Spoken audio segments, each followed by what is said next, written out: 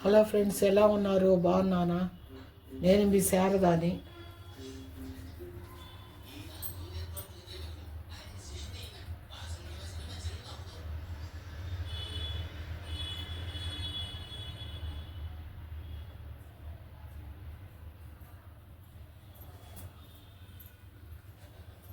TV off చేసి వచ్చే friends ఏంటంటే,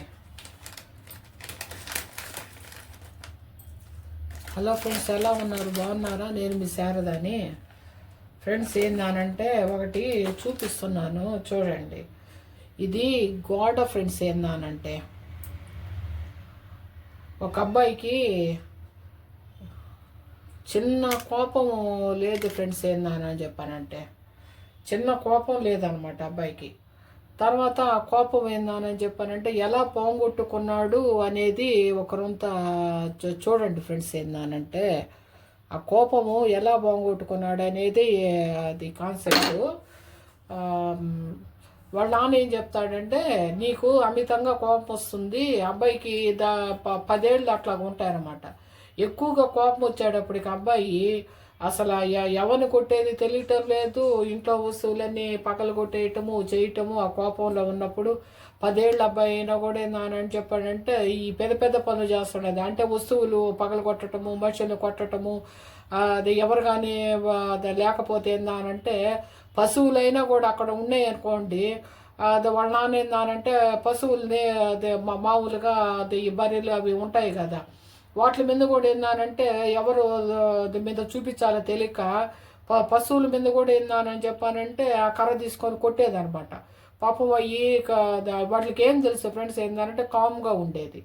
అట్లాగా ఉండేటప్పటికే వాళ్ళ నాన్న చూసి ఇది చాలా ఎక్కువైపోయేటట్టుంది, వయసు చూస్తే చిన్నదేను, వీడు పెరిగే కొద్దీ చాలా ఇదైపోతాడేమో అని భయం వేసింది.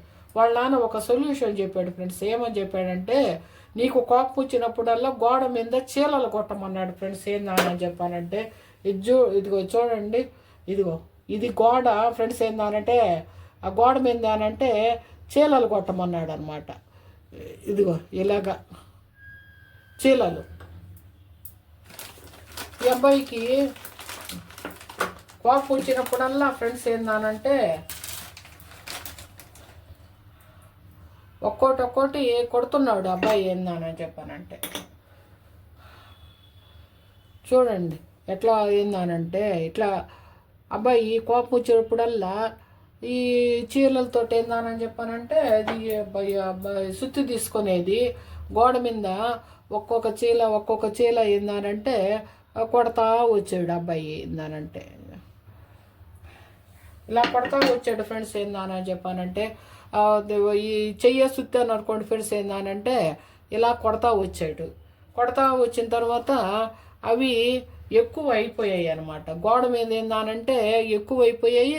కానీ ఒకటి ఫ్రెండ్స్ ఏందానంటే అబ్బాయి వేరే వాళ్ళ మీద చూపించలేదన్నమాట. అది గోడ మీద ఏందానంటే ఆ కసి అంతా ఏందానంటే ఈ విధంగా చీలలు కొట్టి అది అబ్బాయి కసి ఏందానని చెప్పానంటే తీర్చుకుంటూ వచ్చాడనమాట.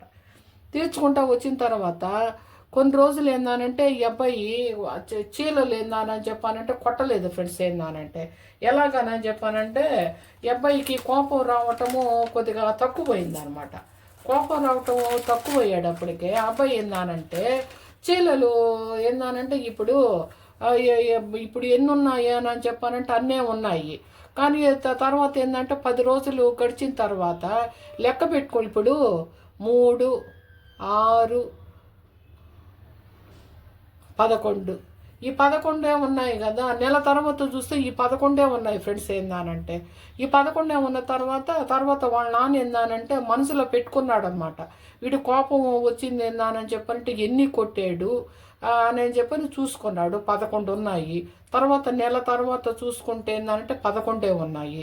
తర్వాత అప్పుడు అడుగుతాడు అనమాట కొడుకు దగ్గరకు పోయి, బాబు నువ్వు ఏందానంటే గోడకి చీలలు కొట్టడం లేదా అని చెప్పానని.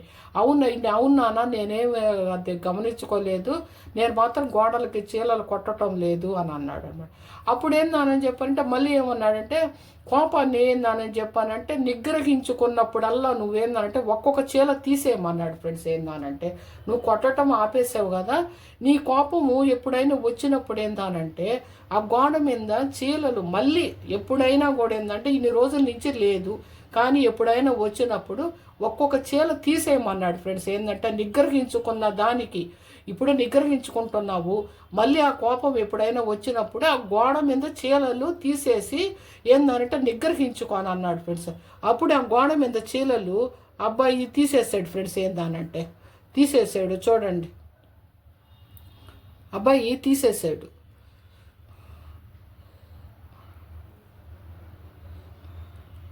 కోపము నిగ్రహించుకున్నప్పుడల్లా అబ్బాయి ఏందని చెప్పానంటే అది చీలలన్నిటినీ తీసేసాడు, చూడండి తీసేసాడు అనమాట.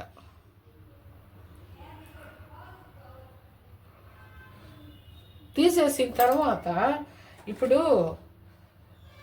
నేను కోపాన్ని నిగ్రహించుకున్నాను, అందువల్ల ఏందానంటే ఆ చీలలన్నీ నేను తీసేసాను అని చెప్పాడు. తీసేసిన తర్వాత ఏందానంటే ఆ గోడ దగ్గరికి వాళ్ళ కొడుకుని తీసుకొని వెళ్ళాడనమాట. తీసుకెళ్ళిన తర్వాత నువ్వు చీలలు కొట్టావు కరెక్టే, నువ్వు చీలలు ఏందానని చెప్పారంటే కోపం ఉన్నప్పుడు చీలలు కొట్టావు ఓకే, తర్వాత నిగ్రహించుకున్నప్పుడు చీలలన్నీ తీసేసావు కరెక్టే, ఇప్పుడు ఈ హోల్స్ ఏ విధంగా ఏందానని చెప్పానంటే మాంతాయి అని అంటాడు ఫ్రెండ్స్. అట్లాగా ఏందానని చెప్పానంటే నువ్వు కోపం వచ్చినప్పుడు నువ్వేమో కొట్టావు, తర్వాత ఏందానని చెప్పి కోపాన్ని నిగ్రహించుకొని తీసేసావు, అయినా కూడా ఏందానని చెప్పంటే ఆ గాయం అనేది మాత్రం అలాగే ఉంది. అది కూడా ఏందానని చెప్పంటే గుండె అయినా ఒకటే, మామూలుగా గోడైనా ఒకటేను. అది గుండెకు కూడా ఏందానంటే నువ్వే ఆ కోపంలో ఉన్నప్పుడు నువ్వేం మాట్లాడినా కూడా ఏందానంటే ఒకవేళ తర్వాత నువ్వు సారీ చెప్పినా కూడా పలానా రోజు ఏందానని చెప్పానంటే ఆ మనిషి నన్ను ఈ విధంగా కోపంలో అడిగాడు అని చెప్పని గుర్తుంటుంది బాబు. ఆ గాయం మాత్రం అలాగే ఉంటుంది. కానీ నువ్వేందని చెప్పి సాధ్యమైనంత వరకు కోపాన్ని తగ్గించుకొని కోపంలో కూడా ఏంటంటే ఏం మాట్లాడుతున్నామా అని అర్థం చేసుకొని వాళ్ళని ఏ విధంగా మాట్లాడితే ఏందని చెప్తే గుండెకి గాయం కాదు అని ఆలోచించుకొని నువ్వేందానని చెప్పానంటే జీవితాన్ని గడపాలని ఆయన అని చెప్పానని ఆ రోజు ఏందానంటే ఆయన ఒక మంచి మాట అనేది చెప్పాడు ఫ్రెండ్స్. ఆ రోజు నుంచి అబ్బాయి ఏందానని చెప్పానంటే మాట్లాడేటప్పుడు కొద్దిగా నిదానంగా మాట్లాడటము, కోపాన్ని ఏందంటే కొద్దిగా నిగ్రహించుకొని దాన్ని ఏందని చెప్పానంటే కొద్దిగా నిగ్రహించుకొని ఎదుటి వ్యక్తితోటే మాట్లాడే విధాన్ని మార్చుకొని కోపంలో కూడా ఏందానంటే కొద్దిగా శాంతంగా మాట్లాడేటట్టు నేర్చుకొని అవతల వ్యక్తికి ఏందని చెప్పానంటే గుండెకి గాయము చేయకుండా అతను ఏందానని చెప్పంటే కొద్దిగా మార్పు వచ్చింది. ఆ కొద్ది మార్పు ఏందానంటే పూర్తిగా మారాడు, తన జీవితాన్ని ఏంటంటే సుఖవంతం చేసుకున్నాడు ఫ్రెండ్స్. అది ఫ్రెండ్స్ నేను ఈరోజు చెప్పాలనుకున్నది. మీరేందానని చెప్పంటే నచ్చితే నాకు సబ్స్క్రైబ్ చేయండి ఫ్రెండ్స్. ఏందానని చెప్పానంటే మీరు చెప్పినా కూడా ఏందానంటే నాకు మెసేజ్ బెటర్గా ఏందానంటే వదిలేసేయండి ఫ్రెండ్స్. ఏందానంటే ఒకరంతా లైక్ చేయండి, సబ్స్క్రైబ్ చేయండి ఫ్రెండ్స్. నచ్చితే మాత్రం ఏందానని చెప్పంటే మీరు ఫాలో అవ్వండి ఫ్రెండ్స్. ఏందానంటే ఒక్కరు మారినా కూడా ఏందానని చెప్పానంటేను నేను చెప్పిన దానికి మారారు అని చెప్పి నేను సంతోషపడతాను ఫ్రెండ్స్. ఓకేనా? Okay friends.